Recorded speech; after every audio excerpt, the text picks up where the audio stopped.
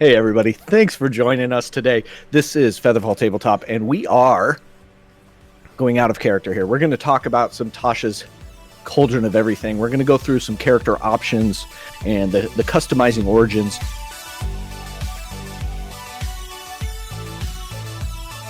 But before we do that, let's hit some sponsors, right? We got some sponsors down below. You can find Found Familiar Coffee.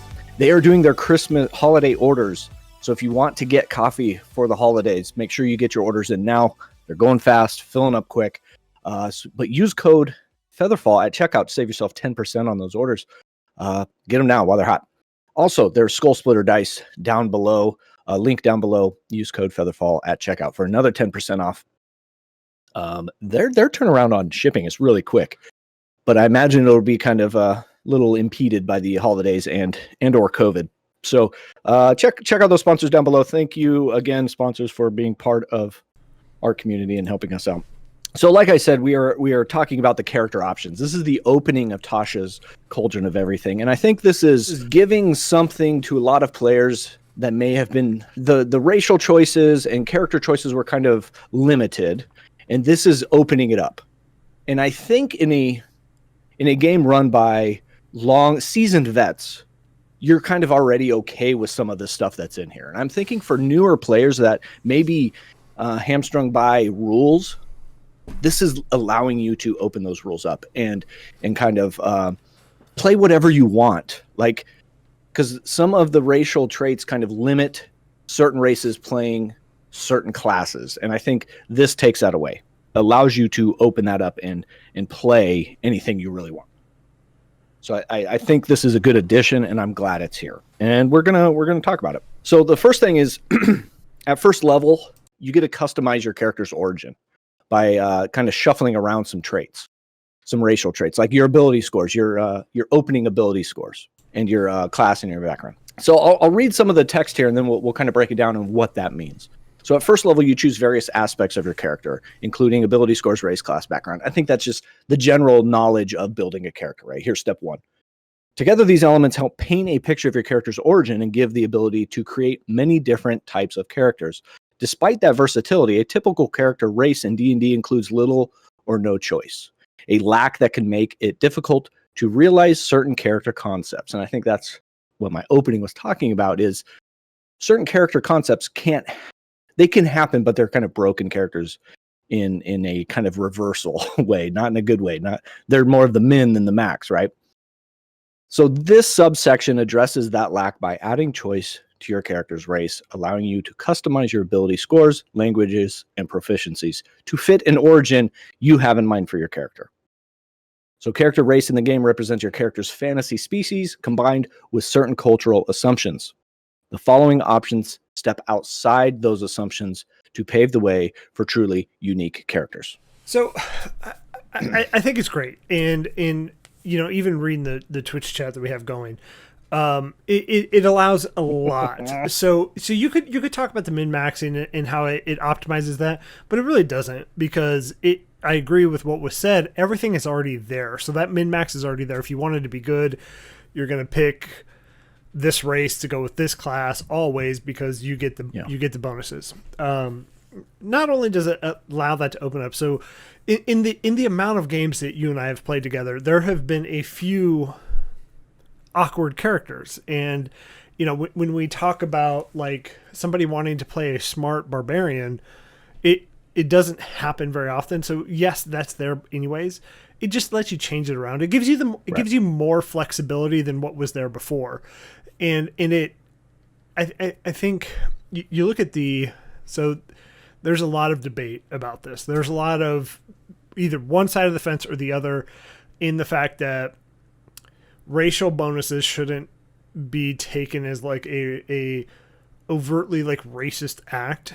And what that means is, only orcs can be strong or whatever, right? So this eliminates that. So you can still play by the raw rule set written in the original guide. Great, cool. You can do that. Or it just eliminates it and you can do whatever you want with whatever race and whatever class you want to. It makes it so you're not hamstrung to that, and it creates it a little bit more open concept for everybody rather than, seeing both sides of that fence. It did pigeonhole some people to think that, it is a problem. And a lot of people did think that, and I think this is Wizards of the Coast responding to that in a positive way, which hopefully, you can, however you want to look at it, it is them getting better at what they do and being more inclusive in their games. Mm-hmm. And at the same time, letting you play the character you want to play. I think, all the racial bonuses aside, you get to play the character you want to play. And it gets to look like what you want it to look like. It gets to be the class you want it to be. And you get to put these scores wherever you want. Right. And I think that's a plus. I think that's a definite addition to the game versus some of the pigeonholing that was there and the lack of ability to swap that out. Now, I said earlier, if you were playing with a seasoned kind of DM and a seasoned table that has a good grasp of the rules and what is broken and what isn't, maybe you've already done this. But now I think it gives you a framework for newer players to come in and be able to do that. So it starts with creating these characters with your ability score increases, right? Traditionally, each race comes with a certain set of ability score increases. Well, this is allowing you to take those and put them wherever you want. And there is a limit. You can't just, sprinkle them everywhere. You do have to put them in an order. So, for example, here in the ability score box, it says, if the ability score increased trait of your race or subrace increases your con by 2 and your wisdom by 1, you can increase your intelligence by 2 and your charisma by 1. So you take those same additions, but you just put them in the traits that you want. I think that's great. Is that going to break a character? No. Like, is that going to just inherently just break a character, being able to put these wherever you want? This is an open question to you, Bob. No, I don't think so. If you're going to break a character, you're going to break a character anyways. With the sheer number of feats, with the sheer number of other things, in all honesty, for me as I play, race doesn't really take anything into it. Yeah, I add some flair into it, but I play the character that I'm going to play no matter what. And typically I try to do it in a way that fits me as a person. So, like, I don't know. I don't go too deep into it. I think it just allows an overall higher flexibility for people who want to play it this way or people who want to play it the min-max way. It doesn't change that much, because if you're going to min-max, you're going to min-max no matter what. If you want to be flexible and you want to do whatever you want, you're going to see a greater diversity in types of characters rather than a greater increase in min-maxers. I tend to make a character that has a flaw, that has, one stat or like that has a hole in their game. And I'm interested to see. I haven't yet to make a character with these new additions. I would be interested to see if I still stick to that. Sometimes it's a forced flaw because I can't put the skill points where I would really want them to make that, that maxed character. So I lean into the flaw. You lean into, that shortcoming. And I think that makes for better gameplay anyways, but I would be interested if I could fight the urge to, from the jump, to try to break a character. It's not something I normally do, so it would definitely be weird for me or out of the norm. Yeah. But so ability scores, you get to put those wherever you'd like. Now, some of the, like, I did this in our Ghost of the Past campaign. I made a Goliath wizard. I don't know. Why not? Who cares? I took the Unearthed Arcana that they came out with earlier and did that. So it is interesting to see races that you normally see a Goliath as a fighter, barbarian. Right. Oh, now you have a giant-ass wizard firing firebolts at you. And I think that's fun to see because you're breaking those stereotypical norms, and you're seeing something that is not common. And I think that leads for fun. That leads to fun. Yeah. I think all of this just increases the amount of fun you can have. Right. And I think it should go without saying, but we'll say it, is you can choose to use these or not. Right? You can choose to use these or not. But just like the ability scores of being able to swap those around, you can swap your languages around, for whatever background reasons, Sylvan, you can now add that to your list of languages. I think that's pretty cool. Again, that's more role play stuff coming out there, less of a mechanic thing. So, but it's there. Again, it's giving you the okay. Again, if you're a newer player, it's giving you that okay. But I think one that is probably, I think this one's a little bit cooler than the ability score increases is the proficiencies and being able to swap those out. Because it's not just your skill proficiencies that you can swap out. You can swap out armor and weapon and tool proficiencies as well. So you can make that guild merchant without taking the background of guild merchant, right? You can give yourself some proficiencies in some tools and be able to then, have however you want to have that come out in the game, So like it says on the screen there, some races and sub-races grant proficiencies. They're usually cultural, and your character might not have any connection with that culture in question, or might have pursued different training. And I think that's cool. Like, it's giving you the ability to make the character you want. You are the outcast in whatever culture the race that you chose came from. Yeah. Right? You're able to be an outcast, the black sheep of the family for whatever reason. I think that's cool. Yeah, no, I agree. And again, I think just opening up the variety and the diversity to just do whatever you want really adds to it. The boggling thing is people are complaining because it changes the rules. It doesn't.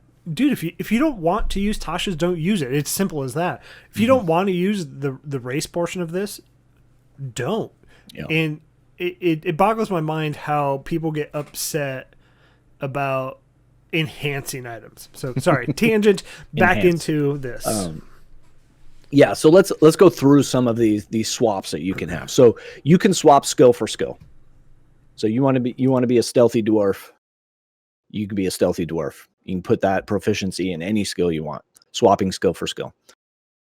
If you have an armor proficiency, so I'm thinking about my character coming up in Avernus, and he's playing a fighter. So I have some proficiencies in armor, but I'm a turtle. I'm never going to wear armor. So it's a wasted proficiency. Now I can put that into something else, a simple or martial weapon or a tool.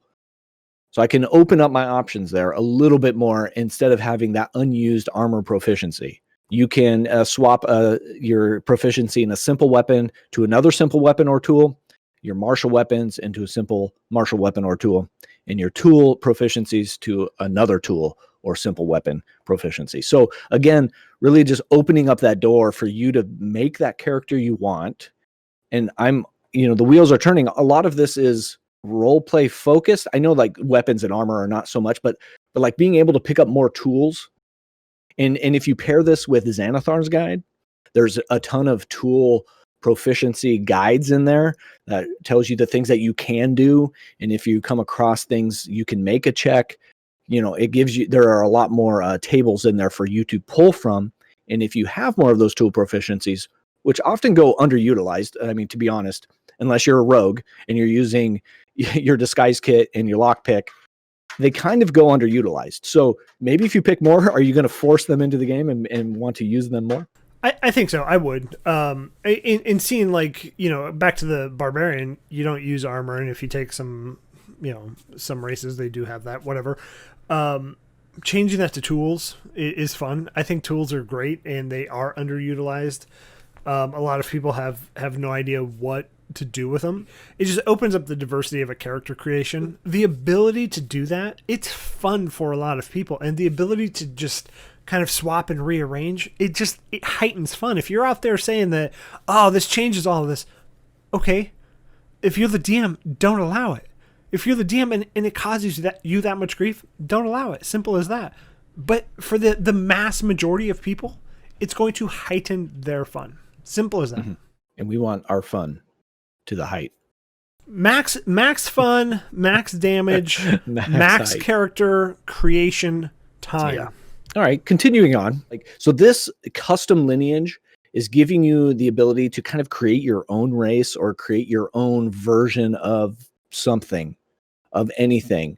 So you're not picking a race that is in a source book. You are kind of going off script and able to pick whatever you want. So a creature type, you're a humanoid. Okay, that's open to a lot of interpretation. You determine your appearance and whether you resemble any of your kin.